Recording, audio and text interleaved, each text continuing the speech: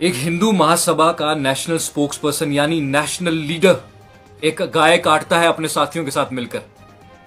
और ये कहीं और नहीं कर रहा, इसी देश में हो रहा है, जिस देश में मुसलमानों को यह कहा जाता है कि तुम पत्थर बरसाते हो, तुम मेजॉरिटी को अपने मजहब को जो है प्रैक्टिस करने नहीं देते, तुम उनके खिलाफ साजिशें करते हो। लेकिन एक शख्स जो हिंदू महासभा से जुड़ा हुआ है, ये मिलिटेंट ऑर्गेनाइजेशन है, हमारे हिसाब से तो मिलिटेंट ऑर्गेनाइजेशन है, और ये शख्स एक गाय काटता है अपने साथियों के साथ मिलकर। और फिर अपने एक साथी जितेंद्र खुशवा को कहता है कि तुम पुलिस स्टेशन जाओ और एक कंप्लेंट दर्ज करवा लो।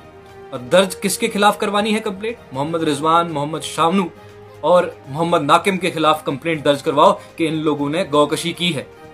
मुसलमान थे, कोई भी आंख बंद करके यकीन कर लेता था। इसको भी लगा कि कोई भी आंख बंद करके यकीन कर लेगा और उठा के इनको लेकर आएगा और सलाखों के पीछे फेंक देगा, और फिर हम सलाखों से निकालेंगे और कहीं जाकर किसी कोने में जिंदा जला देंगे। याद होगा मोनू माने से, इसकी तरह से कई और ऐसे किस्से जहां जेल से निकालकर इनको मारा गया।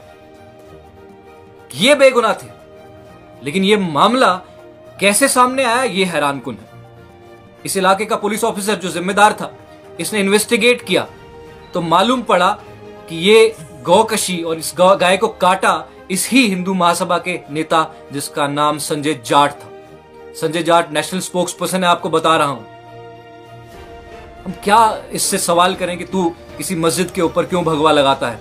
हम क्या इससे सवाल करें कि तू किसी मस्जिद के अंदर क्यों तोड़फोड़ करता है? जो अपनी आस्था के साथ इतना बड़ा खिलवाड़ कर रहा हो, उससे कैसे सवाल पूछ सकते हैं कि तू किसी की आस्था की इज्जत क्यों नहीं करता? वो अपनी आस्था का मजाक बनाकर दंगे भड़काने की कोशिश कर रहा था। वो चाहता था कि पूरा का पूरा आगरा जले।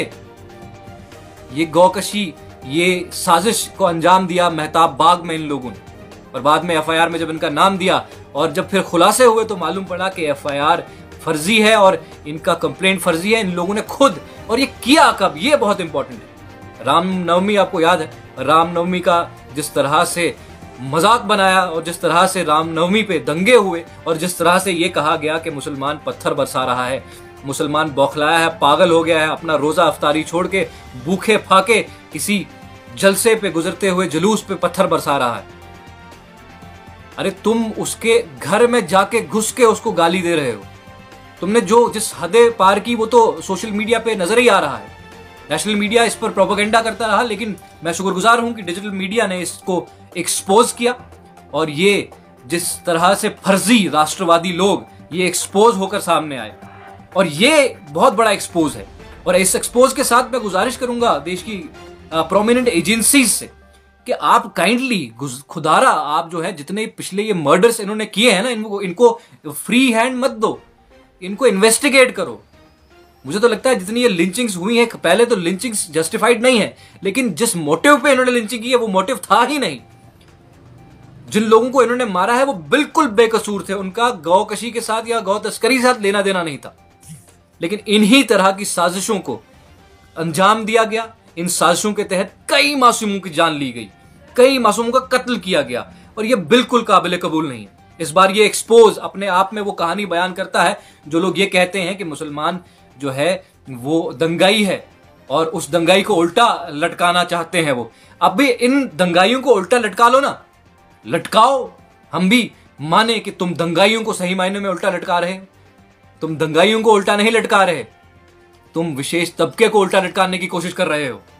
लेकिन ये चीज ज्यादा देर चलने वाली नहीं। मैं बार बार कहता हूं, लगेगी आग तो आएंगे घर के ही जद में। यहां पर सिर्फ हमारा मकान थोड़ी है, तो दंगाई सभी हैं। ये जिस शख्स ने इतना बड़ा दंगा क्रिएट करने की कोशिश की, संजय जाट, जिसके बारे में आपको बता दूं, ये शख्स एक्सटॉर्शन के केस में फेब के महीने में पकड़ा गया था, अंदर था। उसके बाद भी ये नेशनल स्पोक्स पर्सन बना रहा, और अब इसने गाय काट कर अपने साथियों के साथ इतना बड़ा फसाद बनाने की कोशिश की। और यही हकीकत है, यहां यही कुछ हो रहा है, और यही है सारी कहानी।